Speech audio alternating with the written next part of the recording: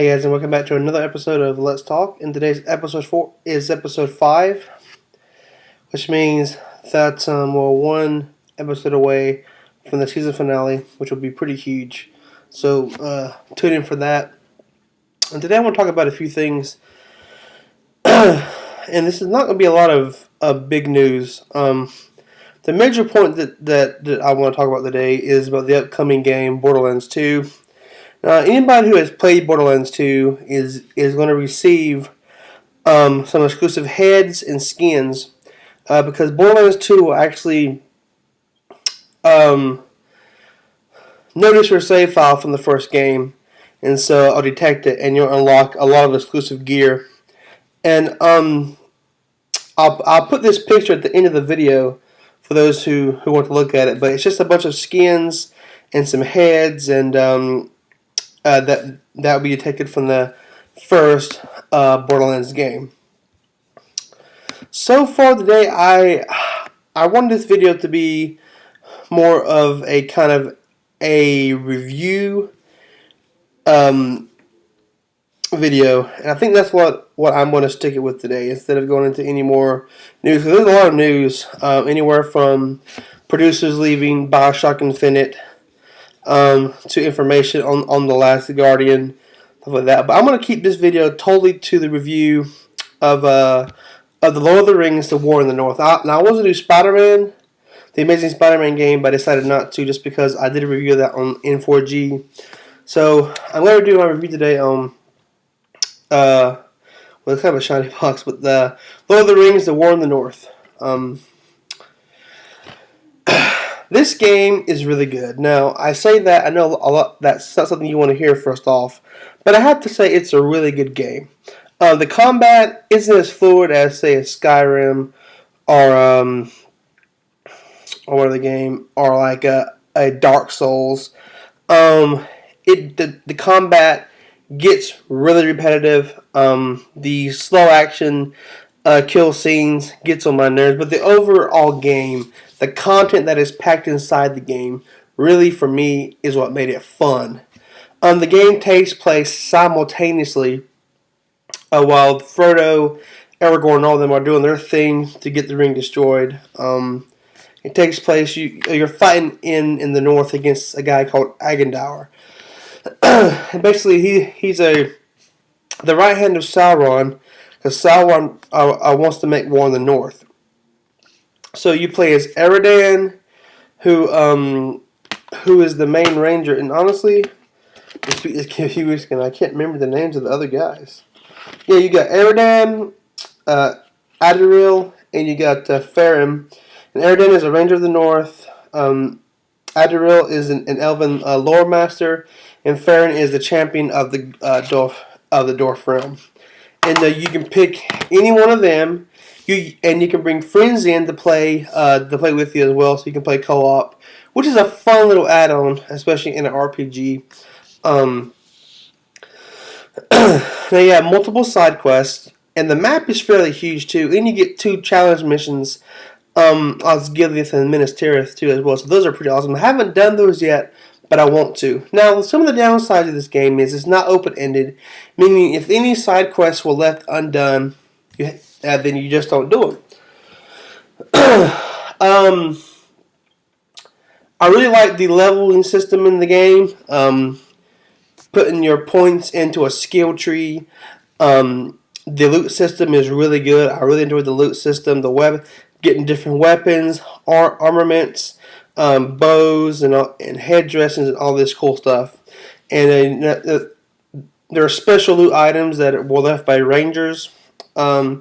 And you get to walk around Rivendell, you get to walk around Bree, and you get to experience the world, a different world than what you saw in the movies or read in the books. Because I've always wondered, I've always heard about the North, and I've always seen that would be an awesome setting for a movie or a game. And then Warner Brothers pops out this game. And actually in Rivendell, you can go in there and talk to Frodo and the members of the Crest of the Ring right before they set off. And you get in there's Arwen, there's Elrond, so all the major characters come into a head in this game is really awesome, and they did a great job of you're fighting the North, they're fighting over here, and it kind of like you're dependent on them, they're dependent on you because we don't want Sauron to take the North, and it's just a lot of fun. If you see a dragon, you get to go into the Misty Mountains, the Grey Mountains. Get to be friends with dwarves and large scale battles. It's really a great game. It does what Conquest couldn't do. Now, I was a big fan of Lord of the Rings, the Two Towers, and the Return of the King based off the movies. Those were really, really great games. But this one, where Conquest failed, this succeeded in a big way. Now, I would love to have seen a game, one big RPG set on the actual movies, but I know that can't happen and it won't happen.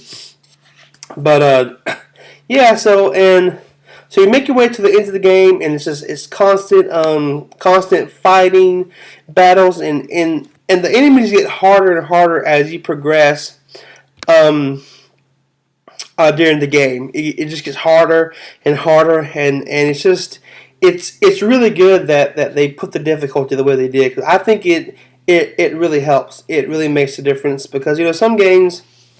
Even if you put it on easy, okay, this is really easy. Easy is still hard. Normal is harder. Hard is near impossible, because once the Uruk-hai come out, you're just like, oh my god, But yeah, so I would definitely go out and get a copy of War in the North. $19 right now. This is a really fantastic game, and if you're a fan of the Lord of the Rings series, you're gonna want to play this game because it's in a different setting. And despite it being up in the north, you get to talk to Aragorn, Frodo, Elrond, all the major characters. You get to go around Bree, you get to go around Rivendell, Minas fighting Osgiliath and Minas Tirith, Mirkwood. You get all these settings, fight Orc and Uruk-hai. It's just totally awesome, and so I really enjoyed it, and I hope you guys. This review is really more of an impression, I say, more than a review. But I hope you've enjoyed a little bit of information about the Lord of the Rings, War in the North, and I hope that's been helpful. And maybe we'll get some of you to, especially with The Hobbit coming up, the Hobbit trilogy, maybe it'll get you into this game. There are two other Lord of the Rings game. It's, I think, Battle for Middle-earth 2, and which is a RTS, an RTS, I think. And there's Conquest, which I'm a little iffy on. But now, I said I was going to put no news in this, but I think I'm going to have to say one bit of news. I don't know how many of you guys have played the Infinity Blade series on iOS. But according to IGN, Epic has announced a name for the studio it formed with the former Kings of Amalur developers. That studio went bankrupt, and this was done in June. And based in Maryland, the new venture is called Impossible Studios and will be headed by Sean Dunn. The team's first task will be collaborating with Chain Entertainment on Infinity Blade Dungeons, an iOS action RPG, which was announced back in March. Impossible has compromised the many developers who worked on Kingdoms of Amalur Reckoning at Big Huge Games before its parent company, 38 Studios, laid off the entire staff in May. So, Impossible Studios now, which has been informed by the developers of Kingdoms of Amalur, will be doing the new Infinity Blade game. So that's pretty awesome. I really enjoyed playing Infinity Blade. I thought it was, for an iOS game, it was really, really incredible, and I think everybody should go check it out, at least the first one, and see if you like it. Well, that's the show for today, guys, and it's going to be a little short. I really wanted to get the review for this out of the way, because it's just so cheap right now. I felt the time was right to do it, and I just beat it a couple of weeks ago, too, which makes it all the better. So go out and get this game. It's really good. And now for the feature game of this week, I'm going to go all the way back to Battlefield Bad Company. Now, this is when the first game came out. I was really into Battlefield 2. I said, okay, this game is going to be awesome. I got it, and I realized what this really was. An open-world sandbox war game. And it stars, and you have Marlowe, Sarge, and the two other nincompoops that make up your squad. And this used the Frostbite engine. You could approach combat how you wanted, any way you wanted, blow things up. This is a better campaign wise than Battlefield Bad Company 2 because just the immersion you get. It's more sandboxy. You can blow up more. In Battlefield Bad Company 2, not everything blew up. Not everything could be destroyed. But Bad Company 2 is by far my favorite Battlefield game to date. And that's why I wanted to feature it this week. This game is like $4.99 now. So if you haven't played it, go out and pick it up. It's really cheap. And don't worry about it being back in, I think, '08 it was. Make sure they're back in '08.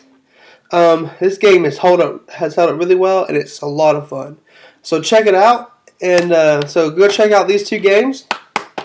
I'm pretty sure this is like $30 total for 2 games, so not bad. So next week is the season finale for Let's Talk, and then I'll be taking a month-long hiatus from this to work on some on my achievement channel and do some little things around Core Gamers Inc. Then we will be back. I'll give you a definite date in the season finale. Remember, go watch our YouTube channel tour. There's a contest for a Halo 4 lithograph that if you want it, you gotta PM us when you joined the channel. What was your first video? And let's see, when you first joined the channel, your first video you ever watched, and of course, your name. And then if you want the lithograph, we will do a big draw. We have all the people that PM us, and then we'll contact you for your address. Now, if only one person does this, then that one person will be the only one getting the lithograph, and it's normally $15. So if you want something free shipping and everything, all you have to do is subscribe, and then tell us how long you've been subscribed, or if you're a current subscriber, or whatnot. Just go watch the YouTube channel tour video, and all the contest details will be in there. I'll put a link in the description to that video in this one, so in the comment section below. So thank you guys for watching this video. This has been Let's Talk, episode 5. I got that right this time. God bless America, of course. And a shout out to my friends at Multi Game Freaks. Go watch their channel. They do a lot of great stuff. And yeah, my season finale, I'll be doing shout outs. So if I left anybody out, don't get angry. Your shout outs are definitely coming. So peace out, guys, and enjoy episode 5.